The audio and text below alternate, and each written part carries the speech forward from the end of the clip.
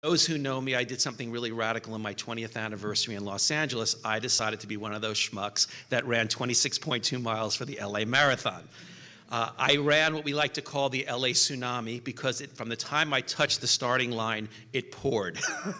And I remembered, in terms of how I was going to train, like Union Board, I sought out an organization. They were called the Los Angeles Leggers. And what I really liked about them, like Union Board, they were really organized. They had a lot of traditions, and their primary goal was to make sure people finished the race. So I remember hooking up, as I always did, with a mentor, and my mentor was a guy named Dan Manns. And I remember saying to Dan early on, I'm like, oh my God, I'm looking at the schedule. How am I going to run 18 miles? And he looked at me and said, don't worry about that. Just worry about what you have to do this week. It'll start to happen gradually.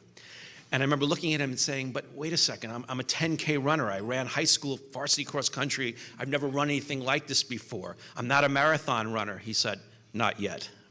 He goes, but you will be. And every week, as I was running, Dan would pass back and through the line. He would stop off and say, you okay? You doing all right? Trained us on what type of shoes to wear, the hydration, all the issues and things that I would have to worry about running a 26.2 mile race. I'm happy to say in 5 hours and 38 minutes, I did finish that race. I would have been faster had I listened to Dan, who said, don't go to the porta potty line. You're a marathon runner, use that wall.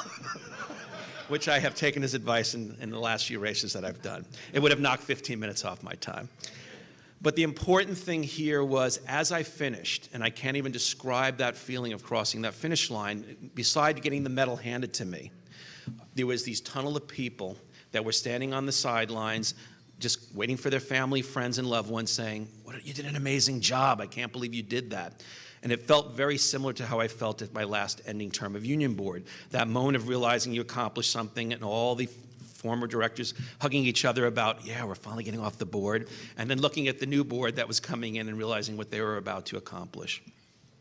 And right at that time, as I'm finishing the race and I'm walking back to the DoubleTree Hotel in Santa Monica, which is where our headquarters for the Leggers were, I made the decision to join their board. I am now the Chief Financial Officer, and I'm also Chair of the Training Committee. And like Union Board, I started to freak out because I realized I am now responsible for 1,300 runners, of which 55% have never run a marathon like me last year, and 60 mentors who train them every week. So like Union Board, that same experience came back. How am I going to be both inspiring and inspired as this type of leader?